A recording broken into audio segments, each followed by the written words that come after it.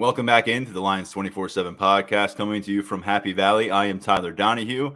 Here, things are dramatically different than they were when we started September. Penn State 4-0, now knocking on the door of top 10 consideration within national rankings, now number 11 in the AP poll, number 12 in the coaches poll, moving up 3 spots in each of those after a 33-14 victory over Central Michigan. I know those results may not be tied to the performance because people are coming out of that matchup kind of scratching their heads, wanting to see more from Penn State in several different capacities. But as we said during the postgame podcast, it's a chaotic time right now in college football. And if you can survive, and not just survive, but win by a fairly comfortable margin with 19 points, even though it was a 28-point spread going into the matchup against Central Michigan, people aren't really going to take too long of a scrutinized look at your performance when they've got to gauge what 130 other teams are doing across the country.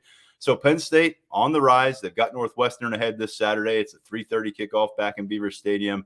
Penn State going to start off their 9-week, 8-game stretch for Big Ten play to see where they are coming out of that. We'll have a lot to learn about this team in October, but let's review a little bit of what we witnessed in September, most notably last Saturday against Central Michigan, with our Lions247 colleagues, Mark Brennan, Daniel Gallen, share some seats alongside them in the press box once again in Beaver Stadium. And now we're back on a Monday morning, collecting some thoughts. Both of these guys have written pretty extensively after the matchup, as have I. And we've got some things to look forward to this week, fellas, with Big Ten play resuming. Northwestern is a team that's really struggling right now, and the point spread reflects that. But let's go back to last week. It was the first time in a victory this year that Penn State did not cover that point spread. It was 28. They win by 19. Mark, we heard from Daniel and obviously had a pretty long conversation in our postgame podcast. So let's get you on first. You got your takeaways piece up, your report card. Again, Penn State's coming out of this thing 4-0. They're up a few spots in national rankings. But those of us who follow this thing hyper locally, you understand this is a pretty critical week for Penn State to shake off some of what they had going on last Saturday and get to that bye week in really good shape.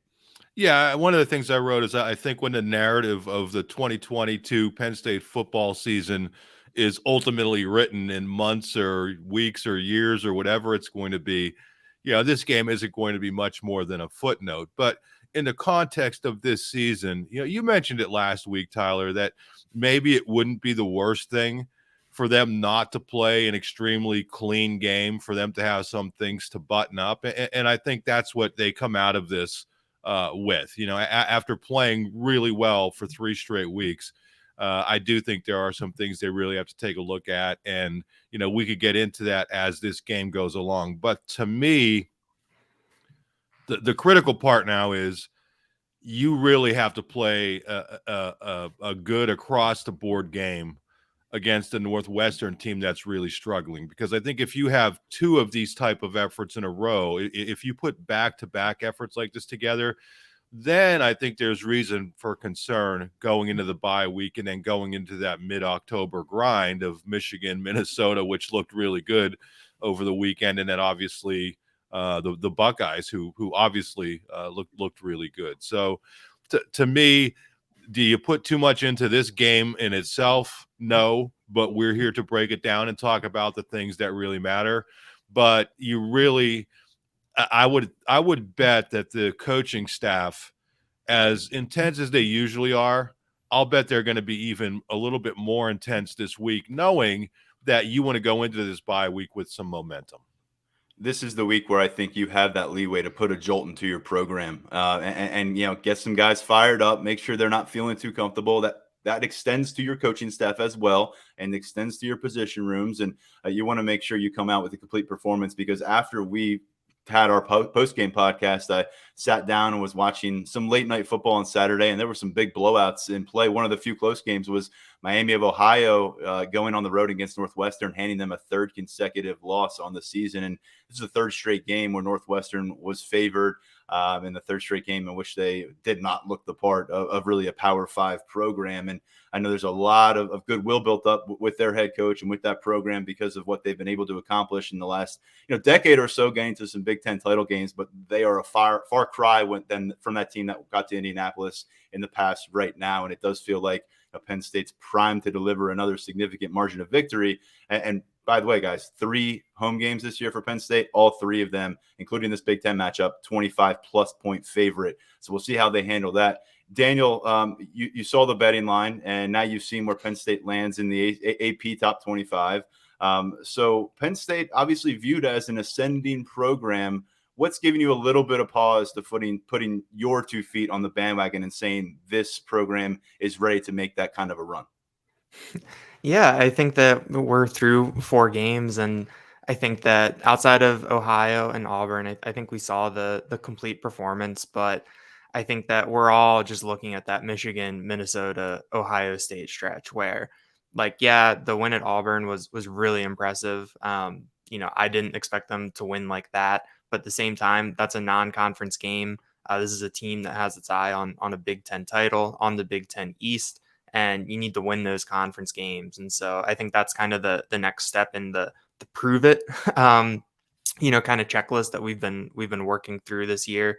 But I think that in the immediate aftermath of Saturday, I think I was kind of not necessarily disappointed. I mean, I had Penn State covering that big spread. They didn't do it. There are some, shaky things inside, but I think kind of after we talked and the more distance I got, I don't really come away from that with any, additional concerns, really. I think that it was, what we might have expected or what Tyler expected in terms of coming off a big emotional win on the road against Auburn. Central Michigan doing some nice things to take advantage of a couple of mistakes or some shaky play to get back into it. But I think that the fact that Penn State was able to pull away, kind of exert that control and then just kind of sit on the game to keep Central Michigan down in that second half was something that you wanted to see and that good teams do. I think James Franklin said it after the Ohio game, where you can't really take wins like this for granted because of what you see around college football. Every week there are fewer and fewer undefeated teams. Penn State is still one of them. And when you look at the top 10 in the AP poll, Penn State is looking at it at number 11.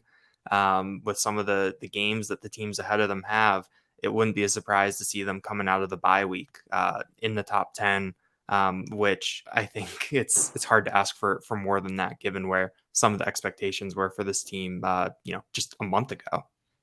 Everything's at your fingertips at that point. Of course, you got to handle your business this Saturday first. Guys, I think it's a little overdue on this show because we didn't get to him enough, I don't think, on Saturday night. But Brennan Strange and the way he is playing so far through 4 games. I mentioned on the postgame podcast that he caught one of those early touchdowns from Sean Clifford. I don't think I ever really made my way back to him, but this is a guy who over the course of the day, 5 catches, 42 yards, all 5 targets ended up as receptions. I remember noting to you, Daniel, seems like Brennan Strange, everything going his way this year. He's making sure he's catching the ball and then he's delivering some yards after the catch. And I think you're really seeing him week after week show what he can do as a blocker and what he can provide in this running game. Is he a perfect dominant blocker at tight end? Not there yet. And look, he's physically not the specimen that they have in some other guys in this room. But I really like the tenacity he's blocking with. You saw him spring Nick Singleton for a big one against Auburn. And to me, guys, you look at what he's done, body of work through 4 games, 14 catches, 211 yards, 3 touchdowns. I mentioned the blocking. Last year, he played in all 13 games. He had 19 catches for 226 yards and 3 touchdowns. So he is 5 catches short of his 2021 total. He's 15 yards short of that total, and he's already matched it in touchdowns. Mark, we thought this was going to be a share the wealth kind of role. Tyler Warren's gotten starts. He started this past game. He started against Auburn. They went 2 tight ends. But Brennan Strange has really separated himself in terms of productivity and making tangible contributions to these Penn State victories. Yeah, and I think that, you mentioned Tyler Warren. I think that's why this is really important. Theo Johnson misses a couple games and has clearly been limited by whatever the mystery injury is. And Tyler Warren's playing with that giant knee brace. I mean, we can see it out there, and he just doesn't look like he's quite 100% either. So, they talk about this being one of the best tight end rooms in the nation.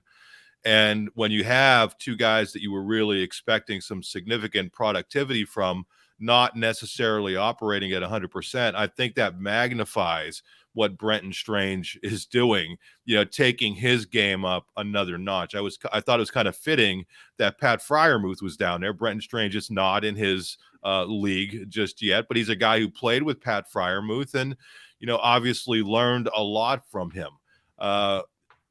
Their whole, kind of piggybacking off of the whole Brenton Strange thing, when you go back to where they were with their goal line offense last year and what they are able to do now with not just the running game but with the passing game and a guy like Brenton Strange, I just think it's fantastic. And then also the stuff Brenton Strange is doing with yards after the catch. To me, the most spectacular play for him in that game was when he tried to hurdle those two guys. And, he made it pretty far across both of them. And I had a chance to ask him about that. He goes, he noticed that guys were going in low on him, last year and this year. And, I don't think that's necessarily a bad thing to go up high to maybe try to protect your legs a little bit. Yeah, you may get a clean shot in the gut, or, you may take a little bit of a hard landing, but if you're trying to protect those knees, but what an athlete, and how much fun was that to watch him barreling down the sideline and then, just go up high and maybe pick up 3 or 4 extra yards. So he's really picked it up at an area where they needed somebody to really shine, because a couple of the projected significant contributors have been banged up. And it looks like those guys are both coming around. So it's going to be fun to see how much more production they can get out of this tight end room. Yeah, Theo Johnson got a grab last week. And Daniel, just before we finish this Brenton Strange appreciation moment, you actually heard that the touchdown celebration was tied to one of the VIP guests on the field for Penn State. Brenton Strange said that when he scored the first touchdown, I think he just crossed his arms, stood there, and he said that was a nod to Pat Freiermuth, because he knew Pat was there, so he wanted to pay a little tribute there. But Strange is someone who, on Sundays and Mondays, when I go back through the game and try to highlight little things that stood out to me, I mean, he's really jumped out the past couple weeks this year in terms of all the stuff that he does in the running game. I think I always kind of term it as like the dirty work, where Penn State doesn't have a fullback on their roster, and so when they need a lead blocker, it's usually him. Sometimes it's Tyler Warren. When they're in the 3 wide receiver sets, he's usually the tight end that's out there, and a lot of times they're running towards his edge, or he's the one pulling as a lead blocker. And I think that he's kind of getting rewarded in the passing game right now. And that he's just playing at a really high level. I know that earlier this week, James Franklin said that he thinks that Strange is playing, the best football of his career. I actually asked Strange that same question after the Auburn game, and he didn't think so. But he said that, I think this goes back to the spring, is that he's always talked about consistency. That's like the thing that he wants to improve. That's what he wants to get better at.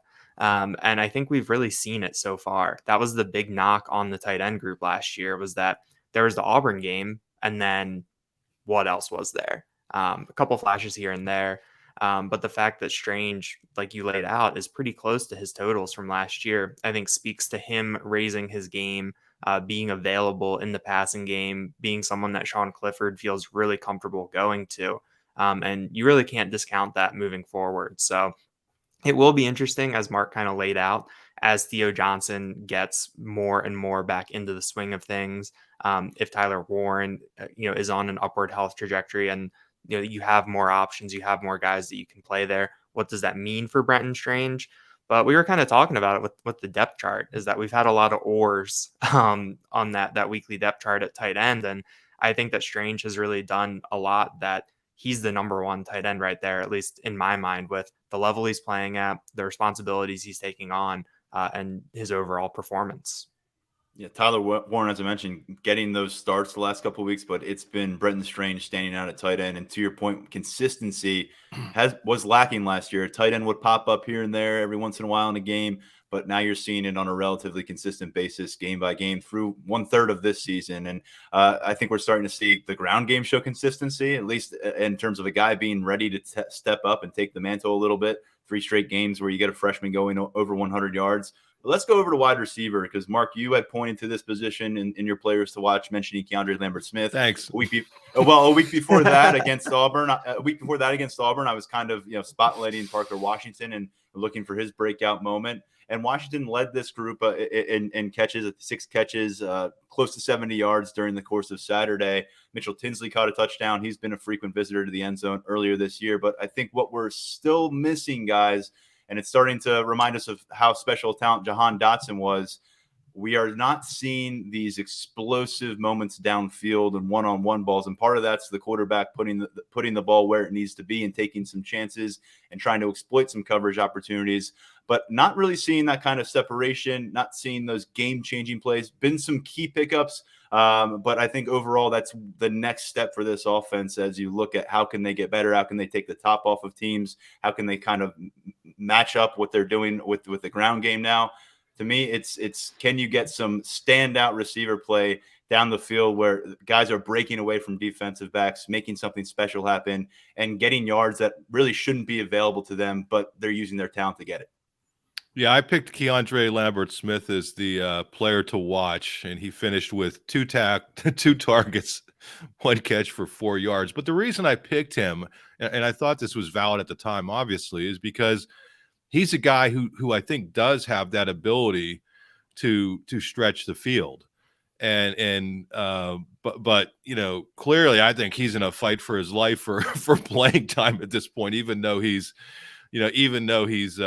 starting, with Trey Wallace and some of the other kids who are out there. But, I like the fact that they're way more balanced than they were last year, where in last year, if they needed a big reception, 9 times out of 10, it was going to be Jahan Dotson. Now they were able to spread the wealth a little bit. But yeah, I mean, sooner or later, I think you have to start connecting on some of those longer balls. I think the offensive line is doing a decent job. I thought it played really well against Auburn. Struggled, especially late in the first quarter, in the second quarter against Central Michigan. But overall, I think Clifford's getting some pretty good time to throw, and I'll be surprised if they don't try to or don't start connecting on a few more longer balls, because the running game, the opponents have to play honest now. So you have to account for the running backs. You have to account for the tight end.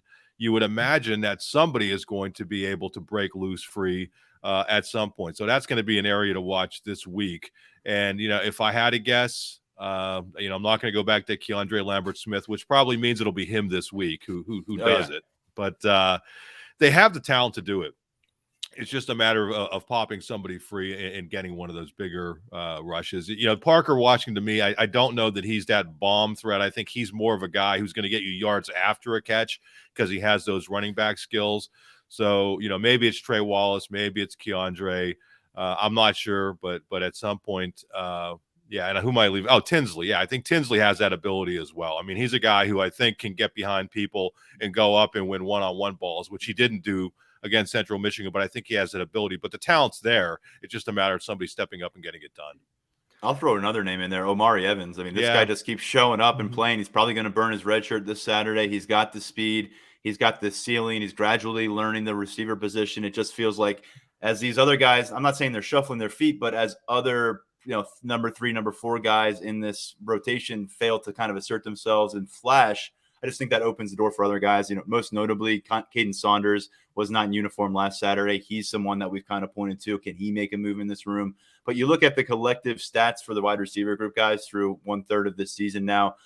Brenton Strange has 14 catches, and then the only other 2 guys on this roster who are over 10 catches. Mitchell Tinsley was 17 for 209 and 3 touchdowns, and then Parker Washington with 16 catches for 212, has not scored yet. Keandre Lambert Smith, 9 catches for 104 yards and 1 touchdown, and Harrison Wallace, who again getting a big chunk of those reps on a consistent basis as the 4th receiver, 6 catches for 74 yards. We're still waiting for it with him. And beyond that group, you go down to Liam Clifford, 3 catches for 31 yards. 2 of those catches came last Saturday. So we've heard a lot about the depth in this room, about their confidence and being able to go 6 deep. But we just haven't really seen that reflected on the stat sheet game by game. And I want to get to the trigger man who has been handling the distribution of the balls in most of the cases with some help from Drew Aller at times. But Sean Clifford was a hot topic of discussion coming out of this matchup, Mark, depending on who you spoke with. You may have heard about the 4 touchdowns, no turnovers. You may have heard about him being the prevention of Penn State being a Big Ten title contender. But we're here on Monday. It's not surprising this is a polarizing topic. What did you see from number 14 coming out of this game? And how would you kind of collectively evaluate this 4-game sample size? Because this was the point in the schedule where a lot of us said, let's find out where Sean Clifford is and see if it makes sense to seriously consider making a move. Yeah, I mean, I think it's less about the Central Michigan game, isn't it? And more about this first 4-game stretch where he has one turnover, albeit a colossal, brain fart against Purdue. But he was able to, personally help Penn State overcome that. And I think that's what you need. I mean, we said that in the preseason, and I don't want to use the word game manager because that's kind of unfair, because I think he's playing better than a game manager. But the importance of not making mistakes. I mean, we saw it in the Central Michigan game, didn't we? I mean, Penn State has no turnovers in that game. Central Michigan has 3 turnovers and a muff punt that led to a touchdown, and that very well may have been the difference in that game. I think Penn State would have won the game even without those turnovers. I think Penn State clearly in the fourth quarter wasn't as aggressive with some of its backup as maybe it could have been. But yeah, I have no problem with what Sean Clifford's giving you to this point. And I think if you're a Penn State fan, I don't maybe happy isn't the word, but I think you get to this point of the season and you have a quarterback who has 1 turnover. That to me, that's everything you're looking for when you have so much talent around him at the skill positions. I think he's done a good job. I think he's been a terrific leader. I think he's been a positive influence on Aller. I don't think he's had any beef with coming out of the games and giving Aller snaps. He's talked the talk that he's all about winning. That's all he wants to do. He wants to give the team the best shot to win. And if that means getting Drew Aller some snaps in case Clifford gets hurt, that Aller's more ready to go in there. So yeah, at this point of the season, I know Sean Clifford could be a polarizing person because of the way he's played in the past. And I know people may be waiting for, the roof to cave in at some point when the competition picks up. But to this point, I think he's done everything that you could have hoped for. And I think he's been a strong quarterback, a strong leader for them. Has he been perfect? No.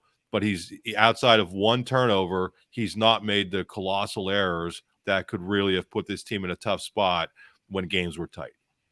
The Central Michigan matchup was his 37th career start. I do want to address the injury because not the injury, the turnover bug that Sean Clifford was afflicted by for some serious stages of his career, especially in 2020. You saw it a little bit last year at times, but you kind of go back to how he finished last year. He threw 1 interception in the final 6 Big Ten games. That was on the road at Ohio State. So I think he's done a really nice job.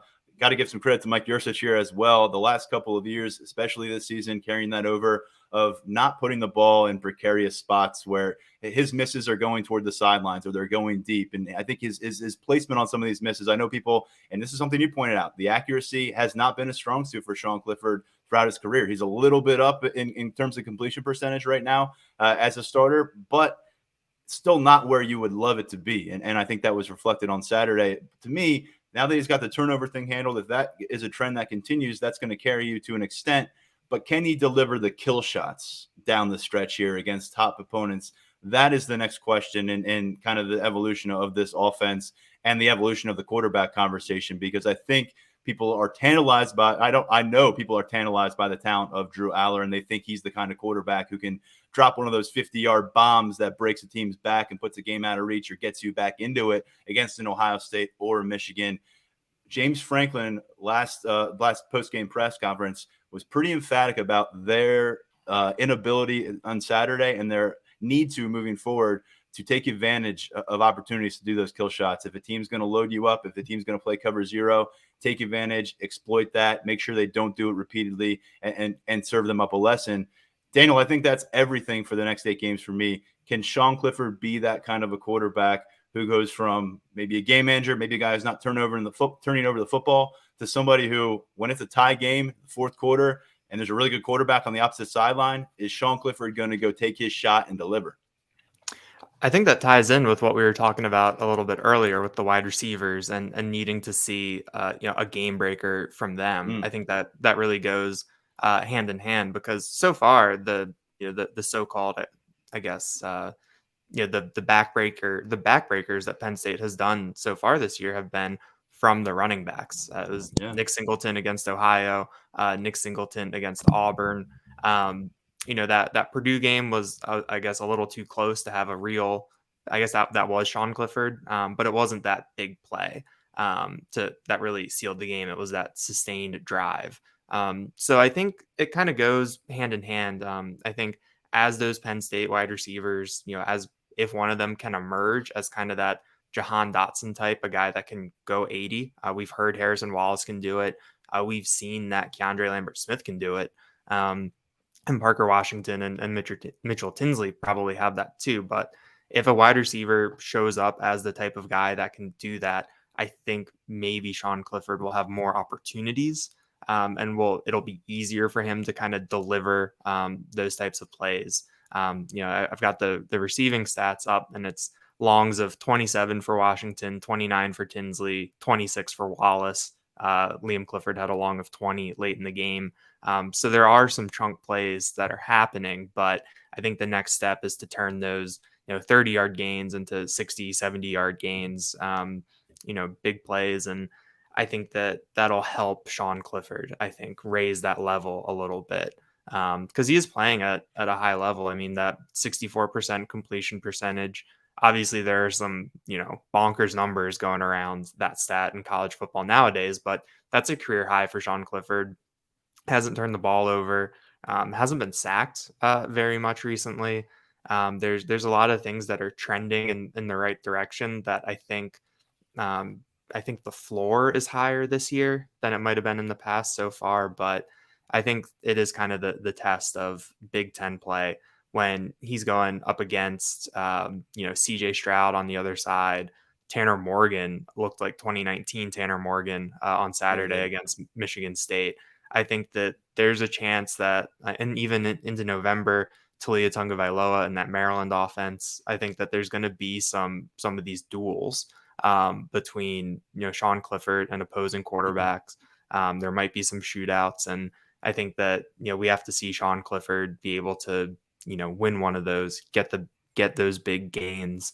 But I think Penn State fans should feel better than fine. I know that's not the strongest endorsement, but given how Sean Clifford has been these past couple of years, I think that you have to feel at least pretty good about where you are going in. I know there's always a segment of people that are waiting for the other shoe to drop, waiting for the bottom to fall out. But I think that with what we've seen so far, there's only been that one moment against Purdue, and he bounced back. And I think kind of how Tyler outlines, he's really confident, in a good place, and we'll see what that looks like once it's exclusively Big Ten play. We spent a lot of time talking about Sean on the post-game podcast. As we always say, we've been saying on this podcast since 2019, only a matter of time until number 14 is the center of conversation here once again. But before we move on, 64% completion percentage, as you noted. His career high to this point was 61% completion percentage. That was last season. And just quickly going back to the wide receiver point, the no receiver gains through the air of 35 yards yet for anyone to this point in the season. So something you'd like to see change as Penn State progresses offensively. Let's get to the offensive line. Mark, you mentioned wasn't Auburn performance part 2 on Saturday. We saw JB Nelson get involved. Hunter Norzad was not out there. Norzad, of course, exited that game 2 with a lower body injury, it appeared to be. Spent some time in the medical tent. We saw him get back out there against Ohio. He was playing center. He played both guard spots. But you wondered about his health coming out of that game and then coming out of the Auburn game, where he was very much limited compared to his usage the first couple weeks. We didn't see him at all involved in game action. So open the door for JB Nelson to play. That cut into snaps again for Landon Tengwall at left guard. More Bryce Effner at right tackle rotating in. The other 3 guys, again, their job really throughout. Salim Wormley at right guard, Juice Scruggs at center, and Olu Fashanu. It's pretty clear that Penn State is very comfortable playing 7 offensive linemen right now coming out of the month.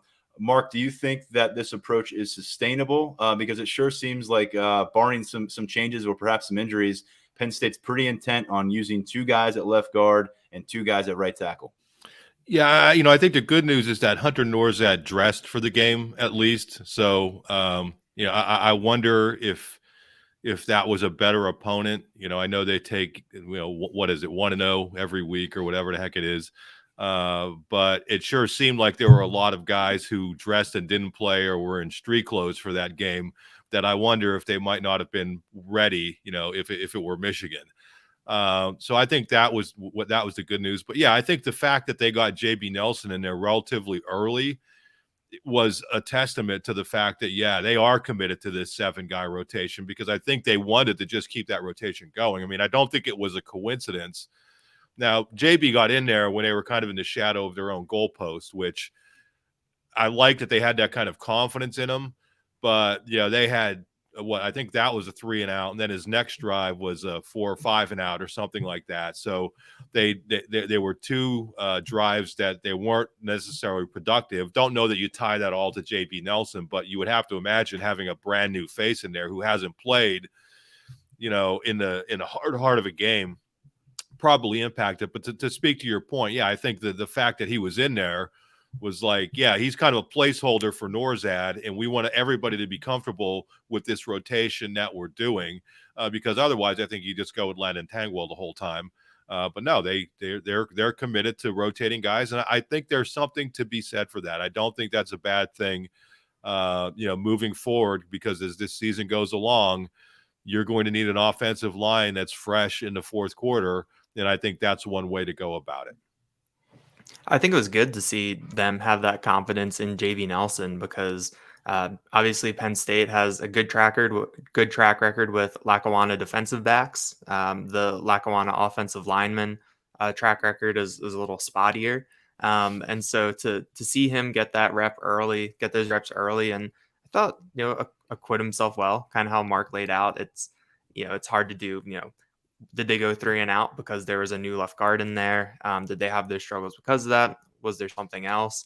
But I think that, maybe now that the 7 guys that they feel are confident, maybe it's 7.5, maybe it's creeping towards 8, based off of what they saw out of JV Nelson. But I mean, 6'5", 300, just another big body that they can put in the trenches. And he seemed to hold up well. And the fact that he got these reps, I think, is something that'll pay off down the road.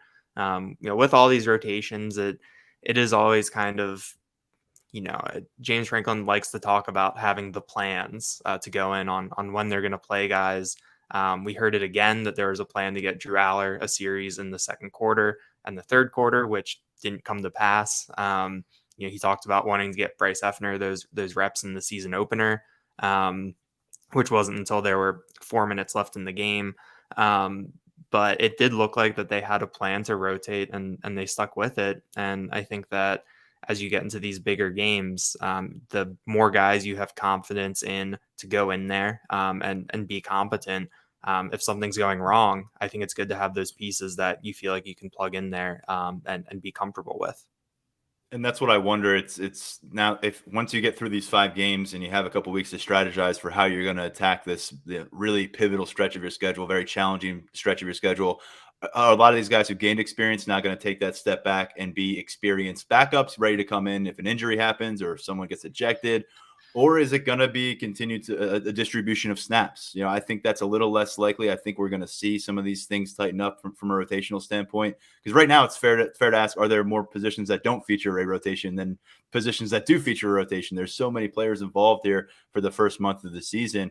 But I think right now with JB Nelson getting that experience, the one thing I'm a little curious about is, was this just making sure that Landon Tangwell is still, getting into the groove of being replaced every few series? Or what was kind of the hesitation to use Landon for an entire game? Maybe let him get his own run at left guard. Obviously, a very highly publicized prospect by us at 247 Sports, a guy who's popped into the starting lineup in year 2. Totally understand getting the work for JB Nelson, and it was mission accomplished and gaining experience for him. Just curious, maybe something that comes up in our conversations with coaches this week about why necessarily Landon Tangwell, with Norzad not available, it seems, didn't just maybe handle 60, 70 snaps over the course of this game. He got a lot of play, but they stuck with that rotation on the left side. And guys, looking over to the defensive results here, the 3 takeaways were big. You had the special teams contribute with 1, Curtis Jacobs, linebacker, picking up that. Mark, you put together your takeaways piece. Defensively, what was kind of at the top of that list as you were working your way through the Saturday's matchup? I thought the swagger that the defensive backs played with was unbelievable. That no-fly zone or whatever they're doing, flapping their wings, I thought was pretty funny. But, to me, when you have a situation where Johnny Dixon, I almost called him Johnny Dawkins, which for old Sixers and Duke fans, they would know who I'm talking about. But, Johnny Dixon gets to start in place of Kalen King. And I don't even know that that's fair to say, because I think they're just rotating a bunch of guys but Johnny Dixon comes through with an interception and 3 pass breakups. Over on the other side, Joey Porter Jr., 3 pass breakups. And then Kalen King comes in and has 4 pass breakups and a forced fumble and a recovered fumble. And he was right there on the interception that the turnover king, Zachy Wheatley, had. So wow. I mean, the confidence that group is playing with is so fun to watch. And, I think they've gotten better and better as the season's gone along. Terry Smith said he thinks they have, 4 or 5, guys who can play in the NFL. And that may be a little bit of a stretch. But they have 5 corners who are playing at a really, really high level.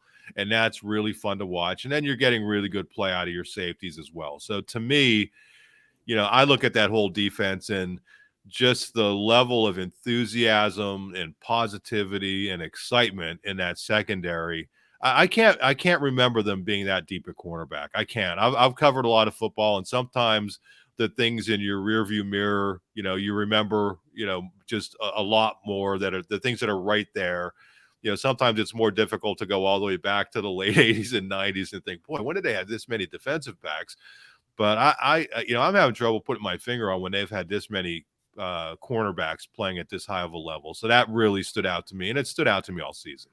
Let's back up your statements here with further evidence. Penn State's communications team tweeted this one out yesterday. Penn State leading the nation with 41 pass breakups. You've got to go down to 25 pass breakups for the number 2 team in the country, and there's 2 of them actually. Illinois and Pittsburgh both have 25 pass breakups. Penn State though 41, and they had 48 of those all last season in 13 games. I mean, it's one thing to spend all offseason talking about how great your defensive backfield is going to be, and for us to be, continuing to buy into that and telling everybody, but for them to actually show up and deliver on a weekly basis, starting off with a big test against Purdue where they were peppered by passes all over the place in a very quick fashion. You're getting the results you want. And I think at the front end, guys, what's really going to back up that play and vice versa are the 2 newcomers that continue to plant their flag as pass rushers for this team, and guys who are going to be problems off the edge.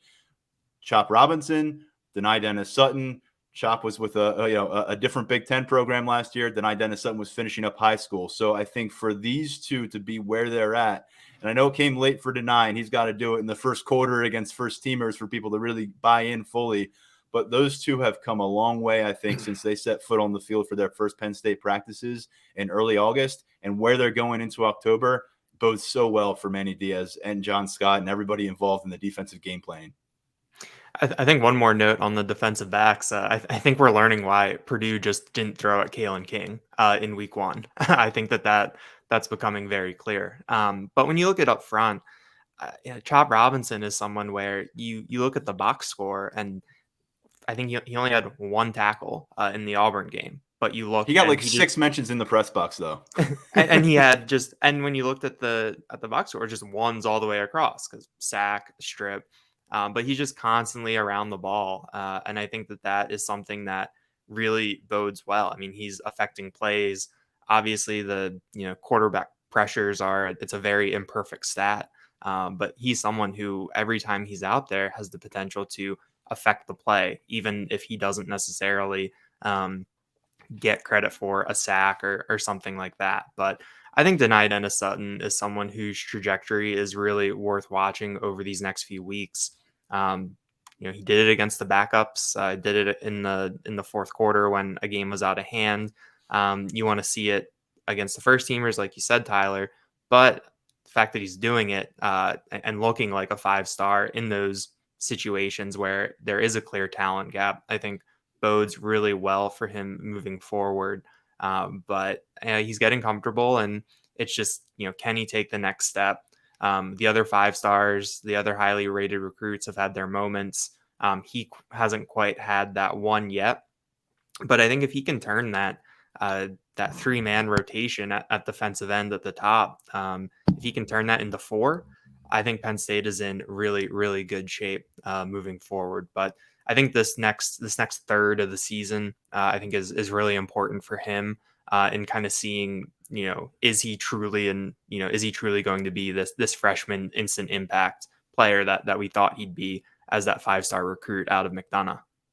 I just want to continue to point out a guy who again, you look at the box score, you're not going to land on his name and really point to him as an impact player, but game after game after game with, relatively limited snaps, Amin Vanover continues to I think, turn heads, to do his job. He's just a component of this defensive front that I don't think we were kind of hanging our hat on going into the season. And he's there now, and it speaks volumes. Maybe you get Smith Filbert back into play in October. He's been absent for these first 4 games. Same with defensive tackle Keziah Izzard.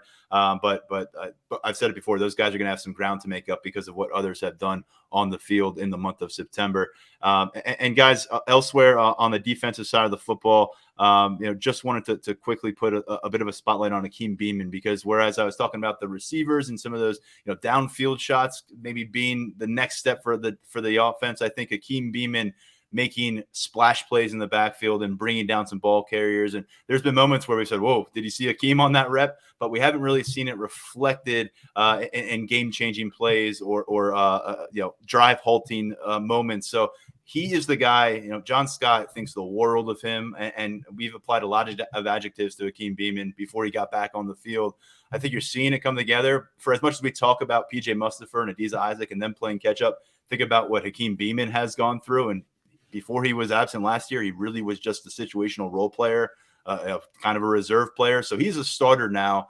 And to me, if he can take off and that hype train that we discussed for much of this offseason comes to fruition over the course of these next 8 games, that's how you start to really elevate the ceiling of this defensive front, which I think to this point has done a really nice job in showing what it's capable of. Yeah, and Tyler, just to follow up on that, I was a little surprised when I looked at the stats and saw PJ Mustipher had 6 tackles. He's usually the guy who has, like 2 tackles, but has opened things up for everybody else to make all the tackles as that one technique down in there just taking up space. So for a guy coming off of a significant injury and having a chance to talk to him, I'm not sure if you guys did after the game, but he said he's still, you're 4 games in, coming back from what we assume was a knee injury last year. He still said that he's still getting comfortable out there. And I think he's played at a really high level this season, even though the stats haven't necessarily reflected it. But now that he's starting to build up, pile up some tackles, like what does he have, like 8 or 9 on the year and 6 in that game? I think just seeing him getting more and more comfortable is big. And I think the better that PJ plays, the more that's going to free up Akeem Beamon and the other D tackles to do what they need to do. Yeah, and John Scott also, he was saying Akeem Beamon showing up in ways that you guys aren't necessarily seeing. He talked about Adisa Isaac, a big sack in the Auburn game, and basically credited Akeem Beamon with flushing the quarterback out, bringing that interior pressure. He was credited with a few hurries on Saturday, so I didn't want to make it sound like Akeem Beamon is not doing anything, but I think there's a lot more that you can get out of him, and as he continues to learn what it's like to be playing this many reps in Power 5 football and being a guy that is being counted on in that kind of a role. Really curious with him, and then PJ for different reasons coming off of an injury. Just feels like you got to remind yourself these guys are just 4 games back into it, and they're your starting tandem at defensive tackle. Like you probably throw Zane Durant in there as a guy we heard a lot about during the offseason that through a month it's maybe been a little bit more quiet than you would have anticipated on Saturdays. And Daniel, I know you pointed to him. Maybe you were just a week early in naming him kind of the breakout freshman because they could come this Saturday. One thing we didn't get to today, we talked about it quite a bit, but Mark, we haven't heard your take on it. Where does Penn State go from here with the kicking game? Because look, they're what, a 25+ point favorite again this Saturday. That part of the schedule ends when Saturday's game ends, and then you're looking at what we anticipate to be a bunch of 3, 4, 5 point margins of victory or losses. Yeah, I know there are a lot of get off my lawn type of folks who maybe in my age range who are against analytics, and I'm not. I mean, I think that these coaching staffs use analytics and for a reason. They chart everything, and typically I think it's a very good thing. But I wonder with this whole kicking situation, and I wrote this, are we getting to a point of paralysis by analysis? And here's what I'm getting at. You have one kicker who kicks the field goals from, what is it, 52 and out. You have one who kicks field goals from 51 and in. You have one guy start the game as the kickoff guy, and he doesn't do what they want. So you put in another guy, and then he doesn't do what you want. And then you put in another guy. I mean, at some point you just say, Jake Pinniger's the kicker. We're going to let him try to handle the jobs for a game or two. And if he doesn't get it done, go to Sander. I mean, maybe that's just too old school, but I just wonder when, you have a guy like Pinniger who's been up and down throughout his entire career.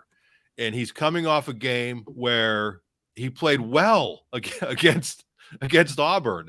And now you're throwing him into the kickoff mix. You're adding something else in the middle of the game. I just wonder, at some point, do you just make a decision? And I think this could be a good question for James Franklin this week, if we get the opportunity to do so, that you're juggling so much in there, and that may all work in practice. But then when you add the dynamic of the game, and I don't know, it just seems as if they're overanalyzing everything at that one position.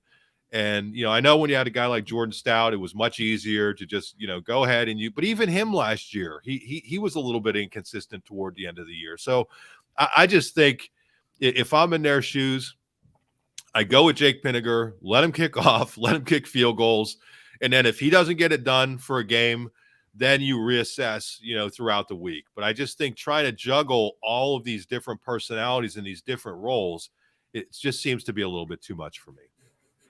Guys, we talked about Jake Pinniger struggling from 40 to 49 during his career, 40 beyond.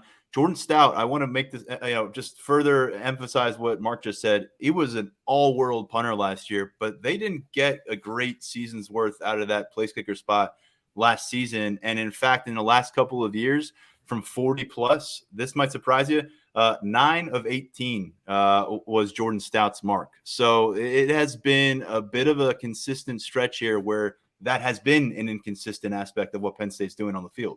Yeah, and one thing I don't want to come across as being negative towards Sander for missing a 56-yarder. I mean, that's there's. I mean, come on. I mean, there's nothing that wasn't his fault, and obviously the extra point situation with it being blocked. I mean, I don't know what you can do there, but I just think the overall thing. I mean, it was interesting because I asked Franklin after the game about the job that Barney Amor did, and I thought he was tremendous.